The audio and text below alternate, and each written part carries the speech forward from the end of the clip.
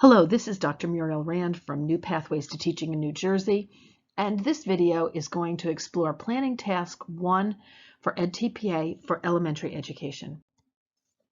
So let's get started. The first thing that you need to do for Task 1 is your Context for Learning form. You must first select a class. Many of you will only have one class, but if you have multiple classes, you have to select one. And you must have a minimum of 4 children in your class. This is usually only a problem when it's resource room or special ed. If you can't get permission from 4 students, talk to us. There's got to be a way around this. Maybe choose a different class or find some other children you can work with. You're also going to select 3 focus children that you're going to use in task number 3 and 4. But what you need to know now is at least one child must have specific learning needs. For example, a child with an IEP or a 504 plan that's in special ed. Or you don't have to have a kid that's in special ed. You could use an English language learner, a child who's a struggling reader, or a child at a different point in the developmental continuum in relation to other children in the class. So they're a child who's a little bit a slower learner or behind in some way. Maybe they have trouble focusing.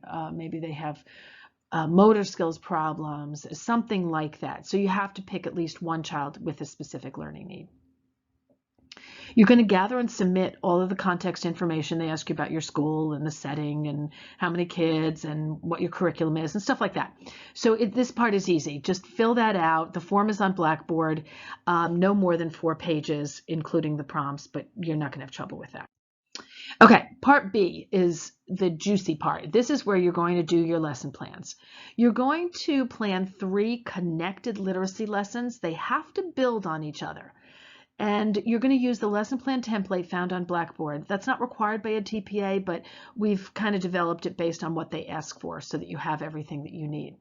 Consider your curriculum guide and when you need to videotape to decide on what your lessons are going to be. And be sure that you read the planning commentary questions before you write your lesson plan so that you know what you have to demonstrate. There's no more than 4 pages per lesson plan, but they go into one file. What if you don't teach English language arts? What if you're an elementary school teacher, but you're teaching just science or just social studies or just math? Well, your central focus then must clearly address literacy, and and the standards, objectives, and learning tasks must address an essential literacy strategy and skills for comprehending or composing text. In other words, it has to be a reading or writing lesson. You could do that within your science classroom or your math classroom, but it has to be reading and writing lessons.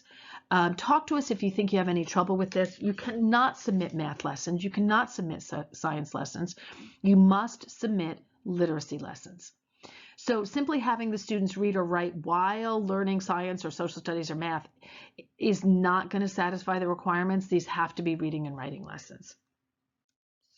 Okay, let's get to some lesson planning tips. First of all, use the correct standard. Your subject area is literacy, and the link for the New Jersey Student Learning Standards is found in week 1. New Jersey does not use the Common Core State Standards anymore. They got rid of them a few years ago. You can use any standard that applies to your learning sequence. However, it has to focus in some way on reading and writing. You can use speaking and listening and language, and actually you will in the language part of it.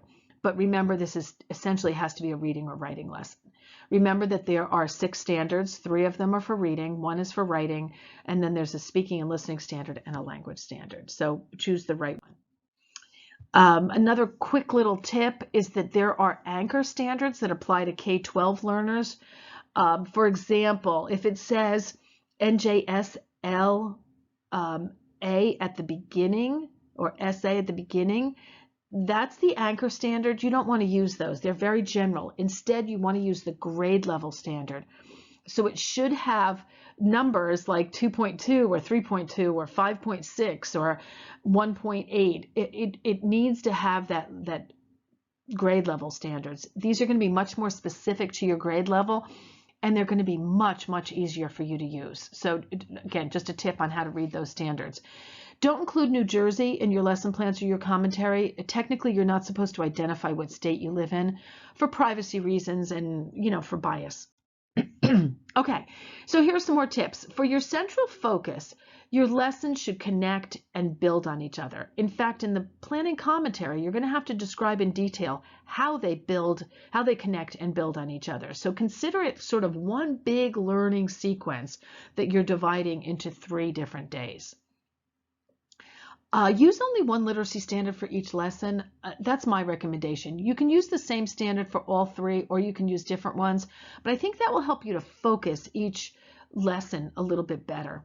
And create an objective that relates exactly to your literacy standard. Make sure that they're aligned. If you've chosen, a reading standard like finding the main idea, then make sure that your objective is finding the main idea. Make sure that they relate exactly. Okay, there's a section there on planning knowledge and conceptual understanding. In the knowledge section, you're going to describe the low-level skills that your students will use. And in the conceptual understanding, it's more of the high-level thinking. So use Bloom's taxonomy for this. There's a handout on Blackboard. And look at the type of activity for each level. That'll help you to understand what you need. For the main part of the lesson, we recommend sort of a readers or writers workshop model. So that starts with teacher-directed modeling. This is when you teach the students the skills. So basically you model this. It could be reading a book out loud, demonstrating writing skills, teaching phonics skills, etc. It should be short, maybe about 7 to 10 minutes. Then next you move into guided practice, and the students should engage in the activity with you. So you have everybody doing the activity. So you modeled it and now they try it out with you so that you can support them and make sure that they know what they should be doing. Later on, you're going to have to give evidence of how you give feedback. So this is a really good time to give the students feedback on what they're doing. This could be a turn and talk in which they identify the main character, a chance to write their topic sentence, or a chance to practice different types of adjectives, but they do it all together with you. Then finally is independent practice, and this is when the children practice the skill on their own. It could be independent reading, in which they find the main character in their own book, or a writing activity in which they create their own text, or hands-on activities in which they match letters and sounds, or retell a story, or something like that, but they're going to do that individually. And this is when you can work with a small group of focus students or one-on-one to give feedback, and you're going to need to collect work samples later as well. The next part is the academic language function. You're going to identify a key language function, and this comes from the verbs in your objectives. For example, it could be analyze, compare, contrast, explain, or describe. Here is a chart that shows you some examples. This comes right from edTPA, so feel free to use exactly what's here because this is what they're looking for. So the academic language function is the purpose for which the language is used. And some examples is that the students will be able to compare 2 characters in a story. The students will be able to explain how claims support an argument. The students will be able to describe how the character resolves a conflict in the story. See, all of those require language. So what they're getting at is that you need language in order to be able to do these other literacy functions. You're also going to need to identify academic vocabulary. So choose words and phrases such as the following that are listed here and embed them in your lesson plan. In task 3, you're going to need evidence that the students have learned these. So you need either a video or a work sample or something that shows they have actually used these particular words. So it could be plot, conflict, character, setting, compare, analyze, evaluate, onomatopoeia, metaphor, vowels, consonants. So choose a few of these. You don't need that many. And then in addition to identifying the vocabulary, you're going to need to identify one additional language demand. You can choose from discourse or syntax. I recommend discourse because I think it's much easier. And discourse just means the way you communicate in the subject area. Let's look at this with examples. So, for example, when you're writing a narrative text, it uses a different form than if you're constructing an argument. Like a persuasive text, right? If you're doing a persuasive writing, that's different than narrative writing. Narrative writing is first, then next, whereas argument writing is you give, your idea, your opinion, let's say, and then you give an example for that. Or composing essays in which you're going to give textual evidence. So do you see how all of those have different forms. That's what we mean by discourse. So it's discipline specific, in other words, that the oral or the written language structures are going to be different, whether you're writing with narrative or argument or interpreting graphic representations, composing essays. So pick one of those discourse types and add that into your lesson plan. Then next, you're going to plan how you're going to support students to actually use those language demands and vocabulary. So you might, if your language demand was analyzed, if the function was analyzed, you might model analyzing characters. If the vocabulary is caring and stubborn, you're going to review the vocabulary, maybe have a word chart, maybe have some a graphic organizer that can help them to use those words. If your discourse, this one is syntax, but if your discourse is narrative structure, then you might have a graphic organizer for narrative structure, or you might have a graphic organizer for opinion writing or something like that. Okay, so basically what they want to know is how are you going to teach that? How are you going to support your students to use those language demands? Okay, the next section is modifications and accommodations. You're going to list the ways that you will modify your lesson plan for children with special learning needs.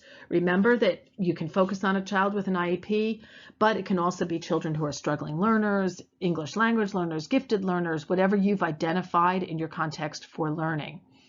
So describe the modifications that you'll make for the specific children. Again, go back to your context for learning. Look at what you put in there. That's what you have to have in this modifications and accommodations section. Don't put general things like, oh, the students are going to work together in pairs, or I'm going to have word cards. Make the modifications linked to specific children that need modifications or accommodations. Okay, now let's go to formative and summative assessment. You're going to describe how you monitor your students' performance in each lesson. Informal assessment happens throughout the entire lesson. It should not be only at the end of the lesson. And in task 3, you're going to have to demonstrate, actually in task 2 also, how did you give feedback to your students?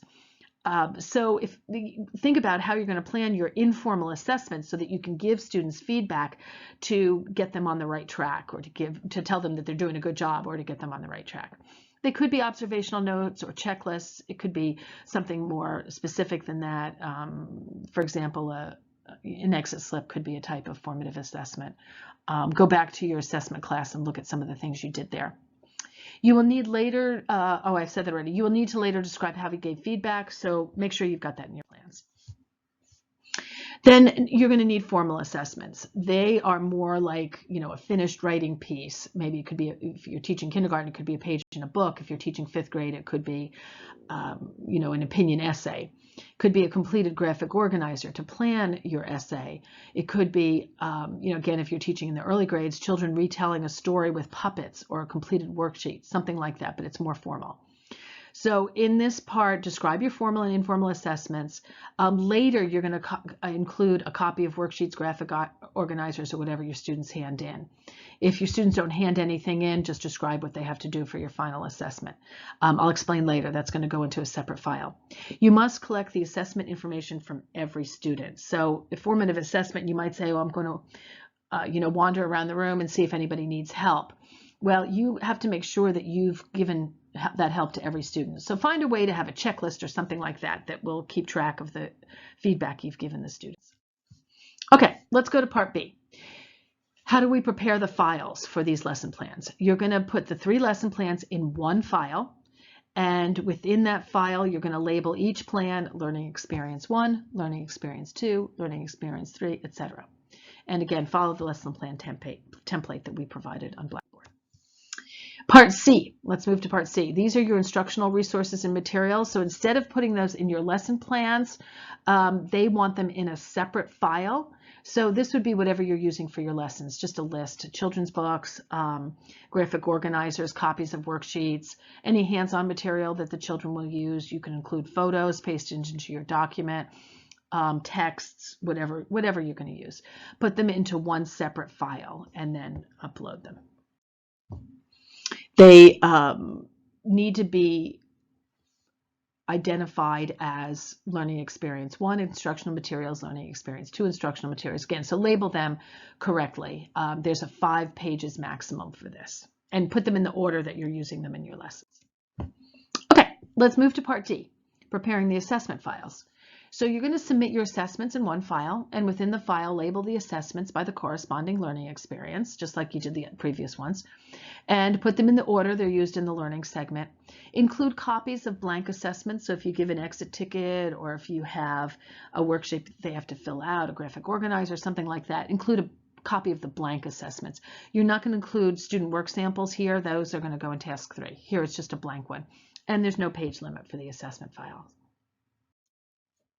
Okay, part E is the planning commentary. This is the hard work. You're going to download the planning commentary template from Blackboard, and you're going to type right into that template. It comes up as a Word document. Use Arial 11, single space, no more than 9 pages, and I think you're going to need all of those 9 pages to respond to the prompts thoroughly. There are 5 questions, and here are some tips for each of the questions. The first question is about the central focus. You're going to describe the central focus and the purpose of the content you will teach in the learning segment. So describe how the standards and learning objectives support the essential literacy strategy. That's in your objective. Go back to your objective. Your objective should be your essential literacy strategy. And any related skills that support the use of that strategy. So for example, if your skill might be retelling, one of the related skills is to identify who the main character is in order to do the retelling. So think about the related skills. If your essential literacy skill is to write a narrative essay, then a related skill is to be able to use complete sentences. So think about the related skills and think about how you can make reading and writing connections. And then C, explain how your plans build on each other to support children's language and literacy development. So again, how did you sequence it? How do they build on it? How do you use the skills in one lesson, in the next lesson, and then again in the next lesson?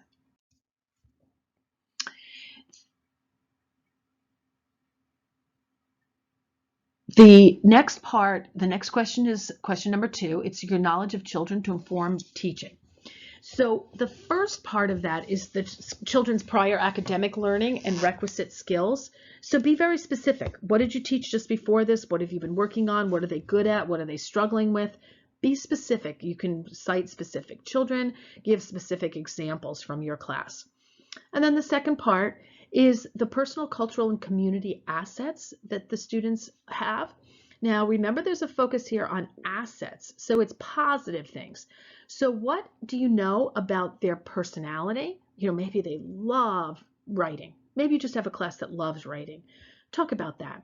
Maybe you have a class that culturally are African Americans, and what we know about African Americans is that they're fabulous storytellers and they have a long history of oral storytelling. How do you build on that history of storytelling and that cultural ability to tell stories? Or community assets. Maybe your community is having a fundraising drive right now, and you're going to write letters to support the fundraising drive. Build that into what's going on in your community and what are the positive things. Maybe you have a lot of restaurants in your area, so you're going to have the children develop menus and build a restaurant in your classroom or something like that. Be specific, give lots of examples. The third question is about supporting children's development and learning. So this is just how you're going to use what you just wrote in question 2. How are you going to use that in your lesson plans? And describe and justify how you plan to support the varied learning needs of all the children in your class or group, including individuals with specific learning needs. This question 3B, if you want to get higher than a level 3, you have to include planning the supports for specific children. So go back to your context for learning. Look at the children that you wrote in that last section who have specific learning needs. Describe here what you are going to do different with them than you do with the whole class to help meet their specific learning needs. And then the next one is to describe common developmental misunderstandings and how you will address them. For example, it's common for students when they're first writing opinions to maybe get confused about opinions and facts, or they might be confused about facts and fantasy. You can prepare for that. If you know that that's a typical misunderstanding, you can prepare for that. Or if in reading, you know that one of the common things that your students do is they read too fast. And developmentally, let's say they're second graders, so they now know how to decode. So they read too fast and they don't pay attention to meaning. That's something that you can plan for and address. Okay, question 4 is supporting literacy development through language. This is where you're going to identify the language function, identify the learning task that supports them, identify the vocabulary and discourse, and describe how you plan to support the children to develop and use the language demands. You put this in your lesson plan already, but just in a brief form, just kind of an outline. Here you're going to flesh that out, give a lot more examples and a lot more details about how that's going to happen. And then the 5th question is how you're going to monitor children's learning. And you're going to include your formal and informal assessments, but here's your chance to explain how you will actually carry that out. What evidence will you get that will help you to know whether your students are learning throughout the learning segment? And secondly, again, if you want higher than a level 3, if you want to score a 4 or 5, you have to explain how you will adapt your assessments for children with specific learning needs. And again, go back to your context for learning, look at who those children were, and describe what you're going to change to allow them to be successful. For example, it could be reading the questions out loud on your test, or it could be providing the vocabulary words on a card so that when they're writing, they have those words available to them. Perhaps they get a graphic organizer when the other students don't need it anymore, something like that. At the end of the commentary, you're going to provide citations for the source of all the materials that you did not create. So if you used any children's book, a published text, a worksheet from your curriculum guide, a website, something you got from Teachers Pay Teachers, list all of the citations by lesson number at the end of the literacy planning commentary. Note that the citations don't count towards your commentary page limit, so you can go over 9 pages with your citations. So let's recap. Task 1, what do you submit? Part A is your context for learning. Part B are your plans for the learning segment. Part C is instructional materials. Part D are your assessments. And Part E is the planning commentary, which is the file that you downloaded and then typed into and saved. Each of these must be in a separate file because they're going to be uploaded separately when you finally do your submission at the end of the course. Let's look at the scoring rubrics for task 1. I want you to know what the scorers will be looking for. And for this purpose, we're going to focus just on score point 3. Score point 4 usually involves more differentiation, but certainly pull up your handbook and look at what score point 4 and 5 are. And I hope that many of you are aiming to get 4s and 5s. So the first rubric is planning for literacy learning. The candidates' plans for instruction build on each other to support learning of the essential literacy strategy for comprehending or composing text with clear connections to skills. So you have to do reading or writing. The lessons have to build on each other, and you have to make clear connections to the skills they need to carry out that task. The rubric 2 is planning to support various learning needs. So these are the supports that you're going to offer the class as a whole. So maybe you're going to have a word wall, or you're going to have a graphic organizer, or you're going to model it, or you're going to provide them with anchor charts or examples of good papers. So a score point 3 is that you've gotten support for various learning needs for the whole class.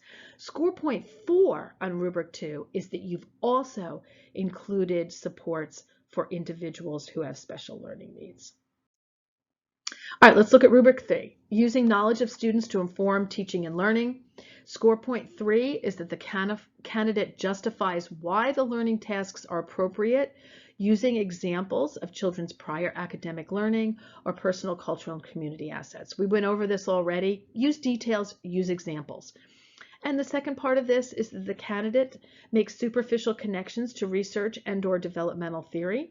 Make sure that you have citations for theorists that you've studied, for research that you've studied. Go back to your textbooks. You definitely have this. There's some resources on Blackboard as well. Score point 3 is superficial connections. A score point 4 is deeper connections. So the more you explain that, the more details you put into the research and developmental theory and how you use that for planning, the higher your score will be on Rubric 3. Rubric 4 is identifying supporting language demands. So the general language supports address the use of 2 or more language functions. So to score 3, they're only going to score 2, like vocabulary or function. You actually put 3 in there. You put vocabulary, function, and discourse. So if you do a really good job on all of those, you can score a 4. Rubric 5 is planning assessments to monitor and support student learning. So these are your assessments. And, do a good job in your assessments, have both formal and informal, both formative and summative, and you should be able to score a 3 on this one. My final advice is to read the handbook for Planning Task 1. Now that you have a general overview of what you have to do, and you've printed out your handbook, you have it in a notebook, open it up to Planning Task 1 and keep that open as you're creating your documents. Keep going back to it. Create part of your document, then read the handbook. Create part of your document, read the handbook. Come back to this video over and over again. Stop it where you need to stop it so you can review what needs to be in Planning Task 1. And I know you're going to do a great job, and I wish you all the best.